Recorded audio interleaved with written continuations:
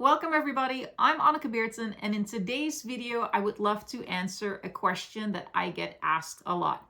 How do I get sponsored?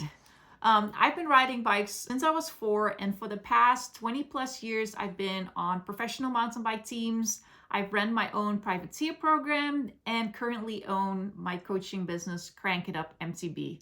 With this video, I'm going to give you some tips, show you how I worked with sponsors, the do's and don'ts, and how to get started. So my first sponsor was mom and dad, and for most of you, that's the same because mom and dad are probably the first ones that give you that sweet new bike or skateboard and take you to practice, drive you to the races. And for me, at least, in return, I had to do chores. It was either washing the car, mowing the lawn, and my dad was always very particular about having my bike cleaned before going to any races.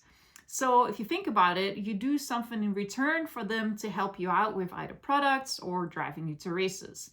So that is already a great look on how to work with sponsors. You know, you do something in return in order for them to give you products. So let's go dive into it a little bit more. The first tip that I have, or the first thing to start with before even sending out an email, is knowing what are your goals. What are you going to be focusing on? So when I started racing, I was in the late 90s.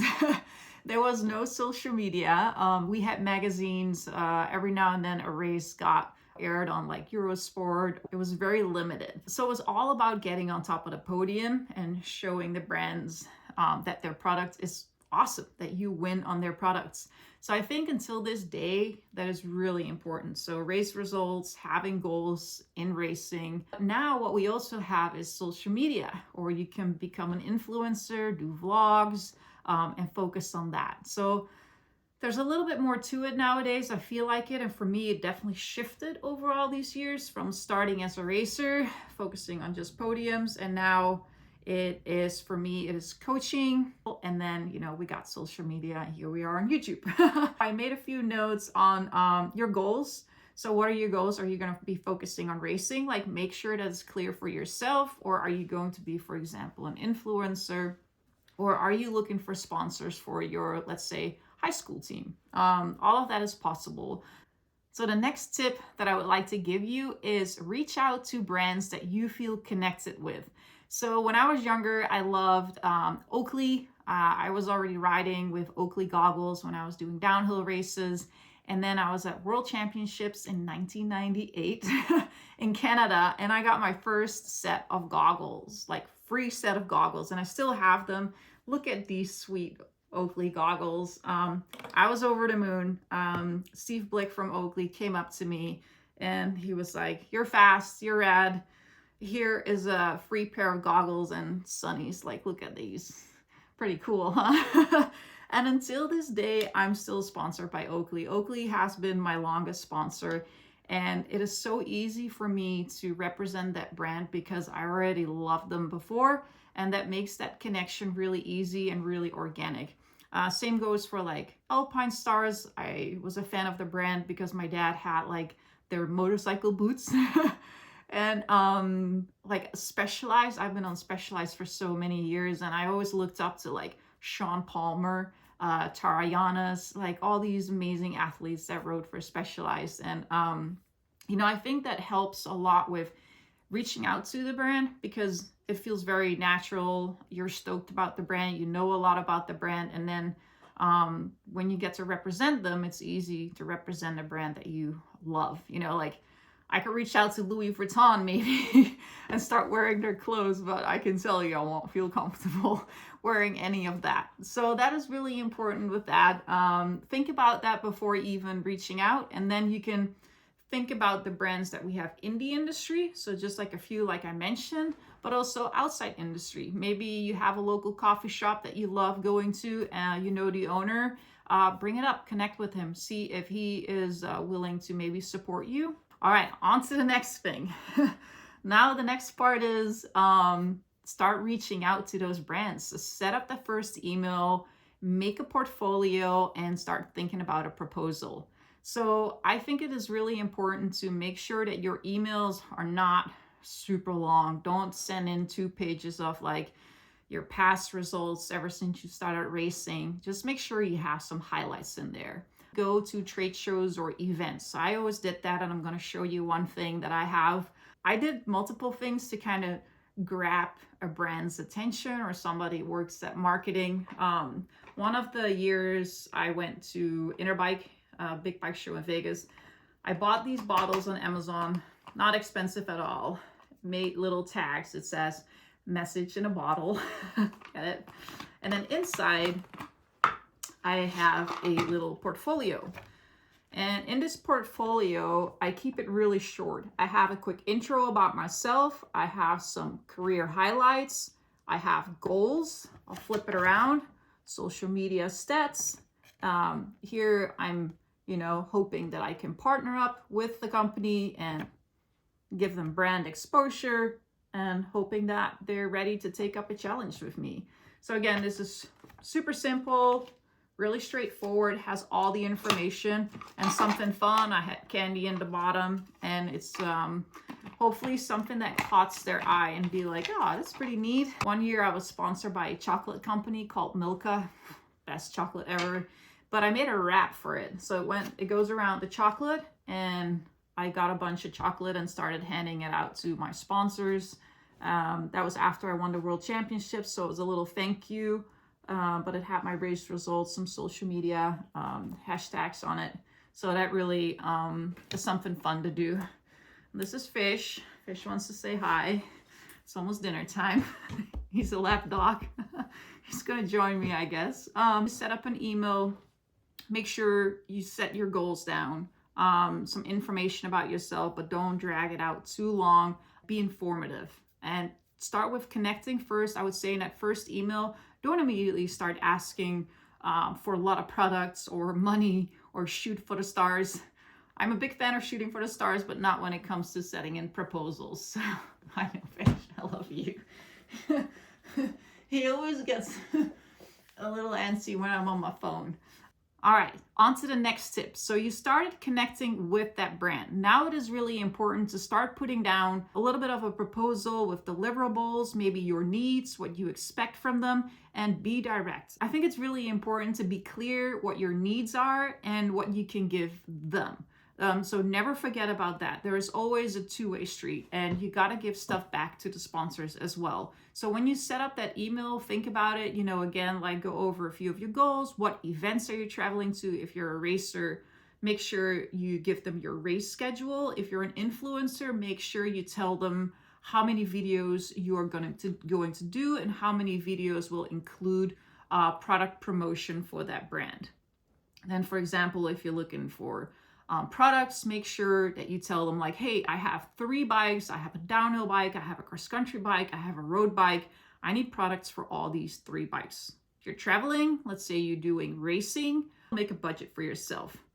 Gas, hotels, if you're flying, tickets, registration fees, baggage fees, there's a lot. I was always impressed with how fast that budget flies out the window. But make sure you have that prepared before so you can really send in some straight numbers as well to them. So you get connected with them, maybe go back and forth on a few things, but always stay humble. Make sure that it's a two-way street and you connect with them and ask them what they have available, like what kind of budget do they have, or you let them know that you want to work within their budget, whatever they have. Build that. Make sure you build that relationship. The first year especially, you can't expect from a brand new, let's say, grip company to, give you a ton of budget. Just be stoked with what they give you, if it's like a couple of grips, and then build that relationship and help build that brand for them as well. Build that connection throughout the years. All right, on to the next tip, and that is, you made the deal. Congratulations. Free swag is coming in. Boxes are coming in. But now a really important part of working with sponsors is important. And that is give them feedback, product feedback, and set up. What I like to do is newsletters. I can show you that. I'll overlay that right here, how I set up my newsletters. and stay connected with the company, because if they sent you 20 sets of tires and you just keep asking for products and they're like, where the hell are all these tires going? You want to let them know in the company that you, for example, went racing in Colorado, show them in a little email or newsletter like, hey, I was in Colorado racing. I got 20th. Be thankful that they're helping you out, because there's multiple people involved with the brand that are actually getting you the products. And not everybody might follow you on social media, or not everybody sees it all the time. So I think it's really important to stay personal with a brand and, just send them a quick email. So that's it. And there's also one thing that I would love to point out is that invest in a photographer to go out, shoot with you, so you have photos that you can share with those companies. Have a Dropbox set up. It's worthwhile spending some money on a photographer, even if it's like spring and summer, so you have something to offer them. And also, then they will use you. If you send them some photos, they'll use you on their social media. Okay, so that's it. You're getting your sponsors, getting products, maybe you're getting some budget. All right, so you got a year in the books with the brand new sponsor, and then you want to keep that connection going. And what I always did is, after every season, I had some budget set aside to make something for the sponsors to hand out, a little thank you.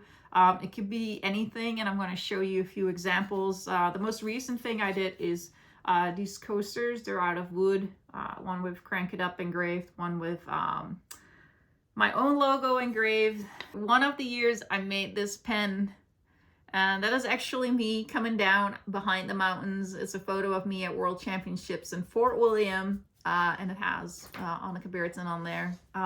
Stickers, really important too. Just always have stickers. Kids love stickers. This is one of the first stickers when I had a website for the first time. So it's now online.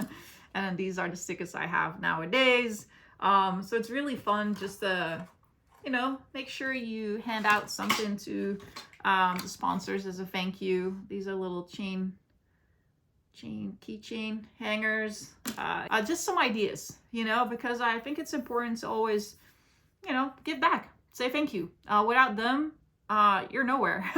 I'm so grateful for all the sponsors that have sponsored me over the years, because without them, I would have not been able to do what I do until this day. And I'm super grateful for that. And I'm hoping this helps you a little bit with some tips, some inside information. And please let me know in the comments below if you have more questions, because there's so much in my mind that I wanted to talk about, and I'm sure I can make this video super long, even to give you more details. Maybe I'll do another video one day about this subject, but make sure you do you, share the stoke, share the passion, remind yourself why you got into bikes or whatever sports it is. Like I'm talking a lot about bikes, but it could be surfing, it could be skiing, it could be any sport.